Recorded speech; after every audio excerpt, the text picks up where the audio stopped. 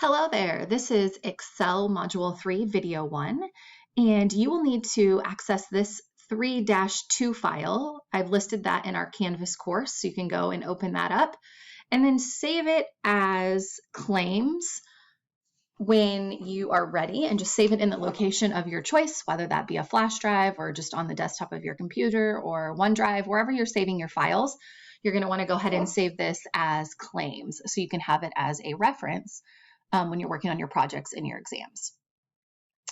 This Excel module is probably the hardest one, so you may need to watch these videos a couple of times to get the gist of how to do these problems, but we're going to work with a lot of different functions. So we've talked about the difference between formulas and functions, and formulas are just simple mathematical equations that start with an equal sign, and you can add cells together, subtract, divide, multiply, those basic functions. We've also talked a lot about order of operations and how it's really important when you're typing an Excel formula that you use order of operations if you want something to be done first. So we follow PEMDAS.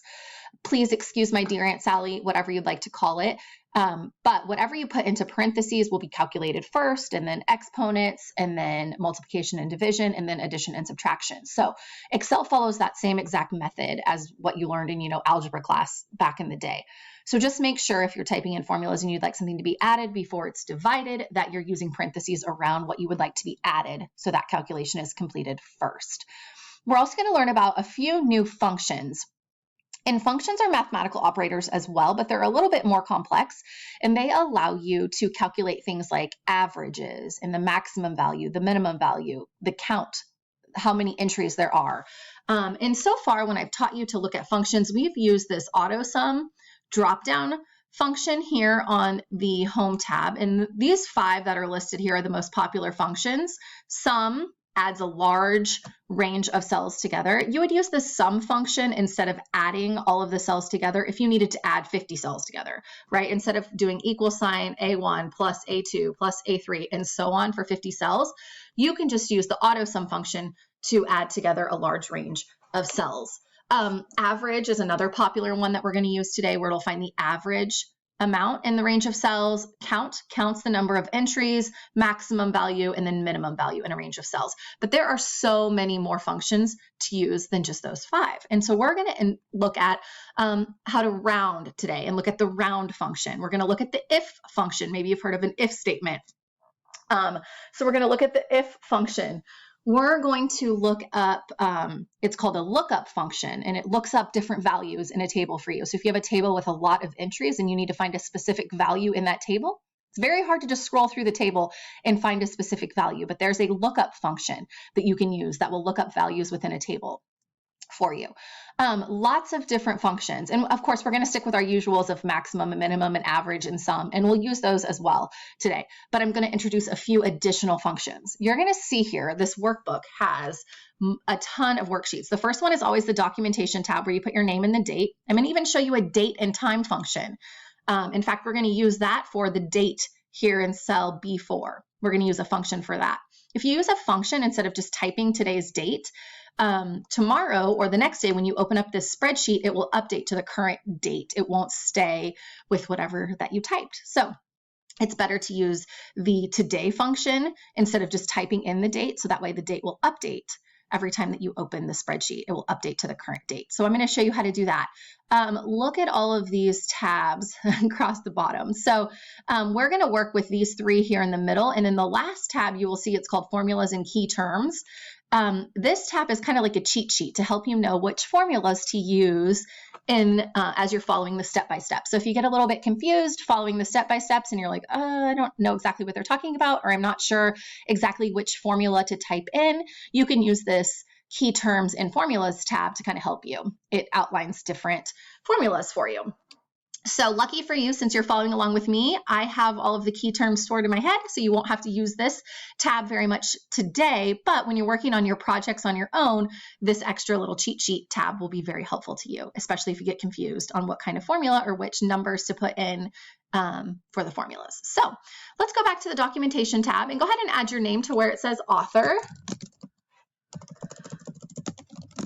I have a feeling that this module 3 for Excel is going to be spread among multiple videos. I'm going to try to get it into 3 videos, but it may actually be 4 videos. This is probably one of the longest chapters that we cover, and I just want to make sure that I'm kind of explaining all of these unique functions that we're going to learn about today and kind of why we use them.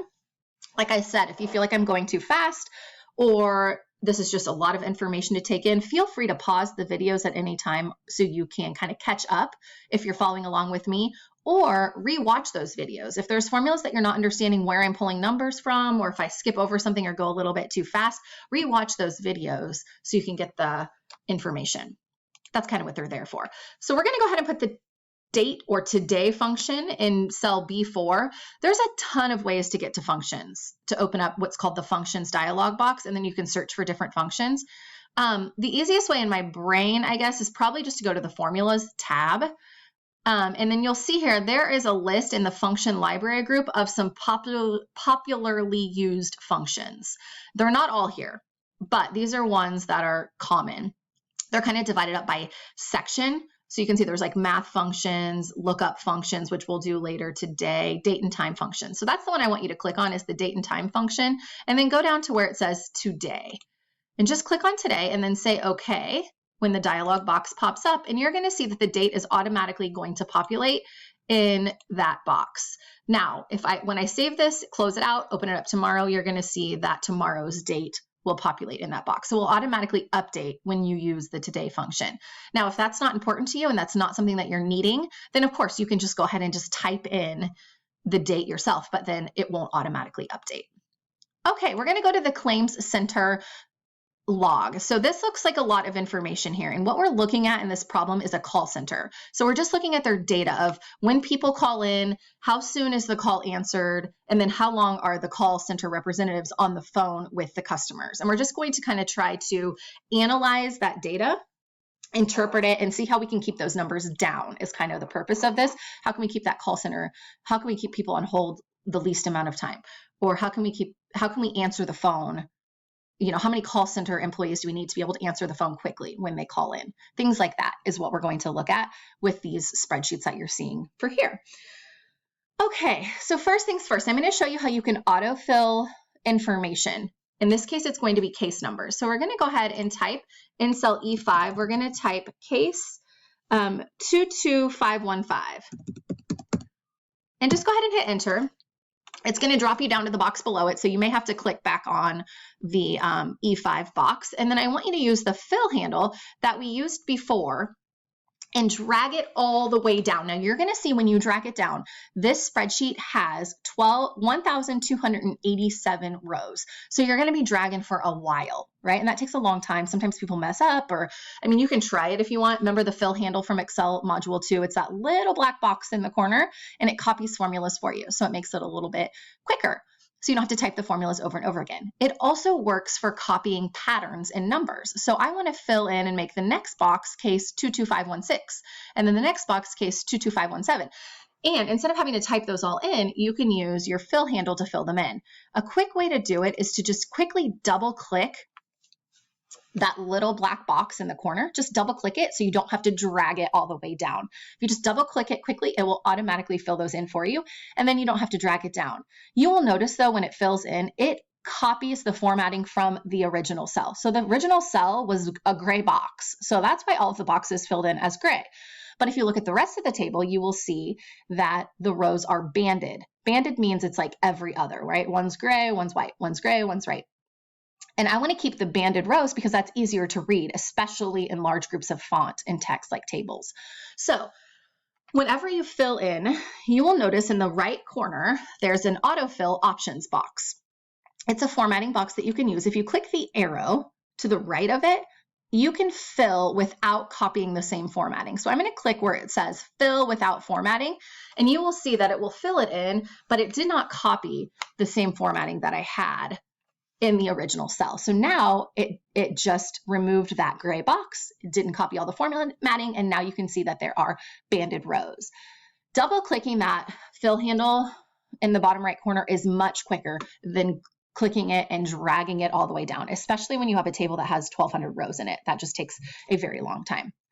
Okay, so now we're going to go to H5 and we're going to calculate some hold times in seconds. So I need to do just a simple subtraction problem. You are going to see when you enter a formula here, subtracting the time that the call was answered from the time that the call was placed. So I am going to take G5 and I'm going to subtract F5. But what I need to do is it's going to just give me a random number when I do that, because that's the formatting that's in those cells already, right? It's time. It's a time format. So let me show you what it looks like. You don't have to do this with me. You can just follow. I'm going to go ahead and click G5. I'm going to subtract F5. I'm going to hit enter. And it's going to be populated in as a time because it's copying the formatting that was already there. But we know, because we've learned this already, that you can change the formatting of numbers any way that you want, right? So for this case, I just want a general number to pop into the box. I don't want it to be formatted as a custom number format, in this case, time. So what you can do to change that is you can go up to your numbers group on your home tab and click the drop down and just select general. And you will see here that it populates into a number. Now this number is still hard for me to understand, right? I can't exactly tell even what this means. And the reason is because it's not calculated in terms of seconds right now. So what I need to do, and this is given to you in the formulas and key terms sheet tab, but what I need to do is I need to edit this formula to multiply it by how many hours are in a day, how many minutes are in an hour, and then how many seconds are in a minute. So I need to add a little bit of calculation to this formula to get it to yield the result that I want it to, because right now this is not understandable for me, this data that I'm looking at. So what I'm going to do is I'm going to edit my formula. And the way that you can edit your formula is up here on the formula bar. So you don't have to necessarily retype the entire formula. You can just edit the existing formula by clicking in the formula bar. So what I need to do is I need to add parentheses around the original subtraction, so it's done first. Think of order of operations. I want that subtraction problem to be completed first. After subtraction is done, then I want to multiply it by 24 hours in a day, 60 minutes in an hour, 60 seconds in a minute. So that's why I got the times 24 times 60 times 60. You can go ahead and hit enter once you've edited the formula, and you will see now my formatting went back to the old method of time, that custom format of time. So what I need to do now is I need to go back and change my number format to general. And you will see now that it makes more sense. It was 29 seconds between when the call was placed and when the call was answered. Now what you can do is you can use your fill handle and you can fill that down. I would recommend just double clicking quickly the black box instead of dragging it down so it doesn't take quite as long. I'm just going to put my cursor till it turns to a black cross right over that box, and then I'm going to double click and you will see that it will automatically fill it in. Of course, it's copying the formatting, and I don't want it to copy the formatting of the gray box like it was in the first cell. So I have to click the autofill options button right here to the right and say fill without formatting. So then it keeps the banded rows. Now we're going to move over to column I, and specifically I want you to click in I5. Here we're going to use what's called an if function, and this might be the last column I do before I go on to the next video because I only have a couple minutes left. An if function yields one result if you tell it to, and it will yield a second result if you tell it to. So it's like if this happens, then yield this result. You've probably heard of if-then statements. So the way that you insert an if function is you need to go to your insert function button. I like to click on the formulas tab and then click the little FX insert function. But again, there's a lot of ways to do this to get to this box, lots of different ways. I'm going to type if in the search box and say go, and you will see that it'll pop up as an if function. You just double click it to load the dialog box. Here is where you need to put in the information. The logical test is asking you, what do you want to test out? Well, I want to test out the hold time. So I'm looking at column H. So I want to know if the value in H5 is greater than 20, if the value in H5 is greater than 20, or more specifically, the value in B10, which is 20. So you could either type 20 or you could click B10. Either way is fine. There's a trick here. For the B10, you have to add a $sign before the B and a $sign before the 10. What that does is it locks it into place. So that way,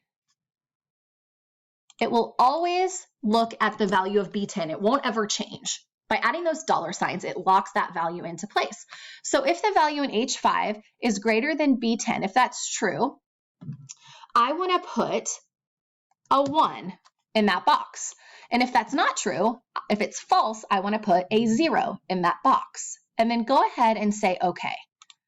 And you're going to see here that a 1 pops up because look, the value in H5 is greater than 20 because it's 29. So that's